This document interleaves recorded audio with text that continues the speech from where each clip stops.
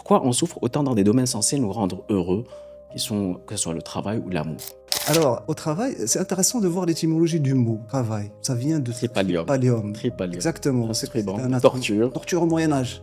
Donc, peut-être que ça renvoie à cette notion de pénibilité. Il n'y a pas un travail qui n'est pas pénible. Par exemple, vous demandez à n'importe qui, même si il prétend faire ce qu'il aime, il n'y a pas de souci. Mais est-ce qu'il prétend faire ça avec facilité? J'en doute. Il y a toujours cet aspect de pénibilité. Donc, c'est un travail, c'est une tâche qu'on fait avec un certain effort. Il faut déployer un effort pour pouvoir parler de travail. Et c'est l'effort qui fait mal ou qui nous fait souffrir? Non, je pense pas que c'est l'effort qui nous fait souffrir, mais plutôt la perte de sens. Que le capitalisme, il a dénué le travail de son sens. Par exemple, prenez l'exemple d'un bûcheron. Le bûcheron, il va partir à la forêt, il va prendre un tronc d'arbre et puis il va le transformer. Il va transformer par exemple en une table, en une chaise, je sais pas moi. Mais il va voir le résultat de son travail. Donc partant de cette perspective, le travail, on pourrait le définir comme une transformation de son propre environnement. Si on voit pas qu'on a de l'impact sur notre environnement et qu'on le transforme, on va perdre le sens au travail. Et ça, c'est ce que appelle en l'occurrence Marx l'aliénation.